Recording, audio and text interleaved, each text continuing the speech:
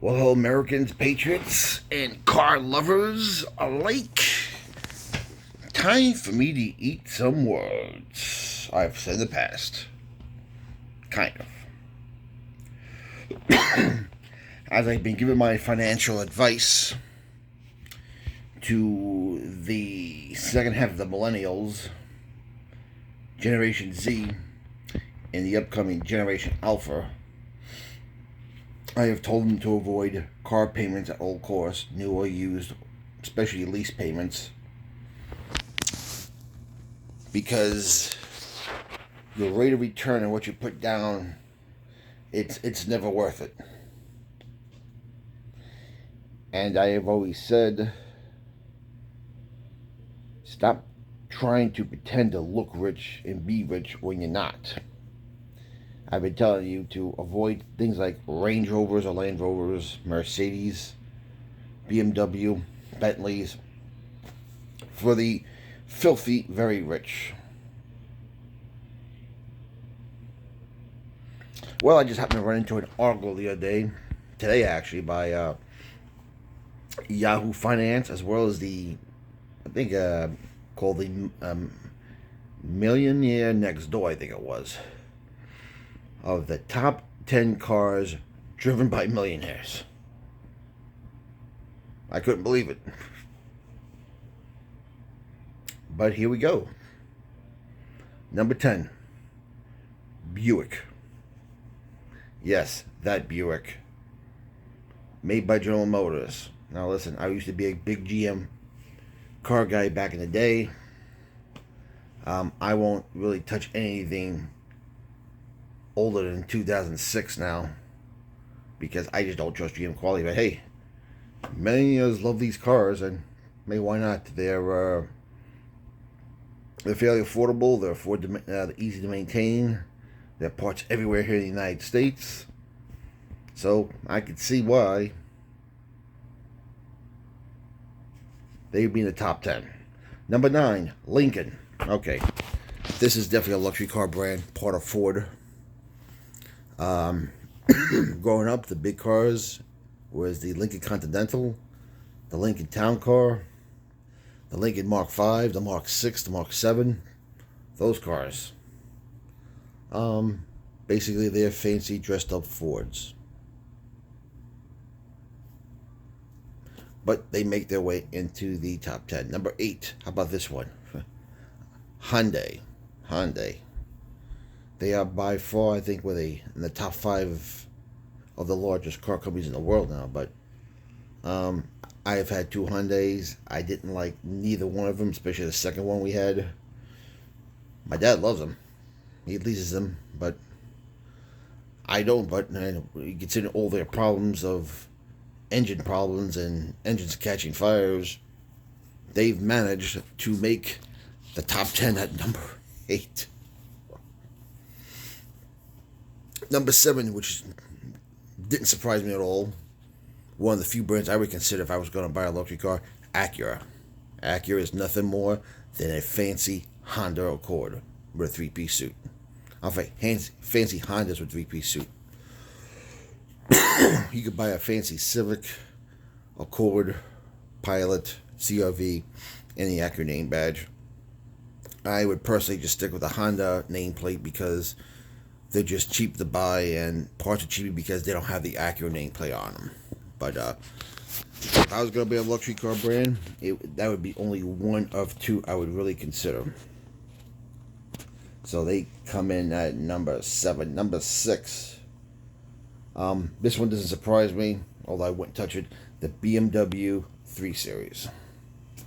Listen, BMW in the 70s, 80s, and 90s, and early 2000s, what a car company. Those things were built to last, and they could go. I just think they're expensive junk now, but the 3 Series is the entry-level series of BMW, so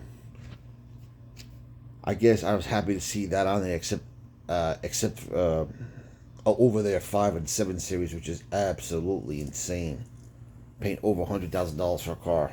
But hey, to each their own. Okay, I think number 5. Who was number 5 now? Um, Subaru. Subaru was number 5. Again, I would put Subaru in my second tier of car companies. Right now, them and Mazda, to me, are the second tier of car companies out there. They're solidly built cars. They probably have the most proven all-wheel drive system on the planet, because that is all they do, except for the BMZ. All their cars are all-wheel drive.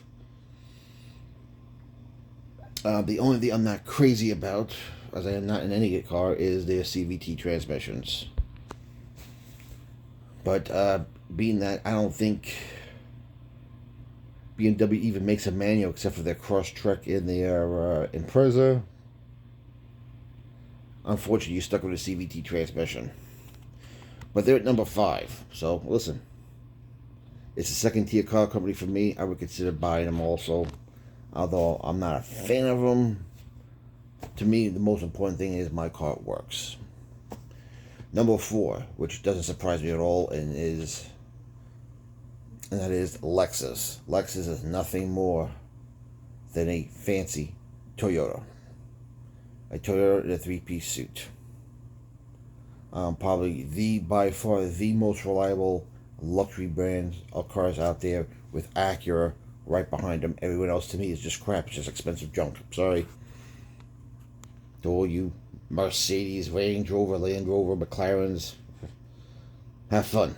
I need my cars to work, but Lexus, the fancy Toyota, is number 4.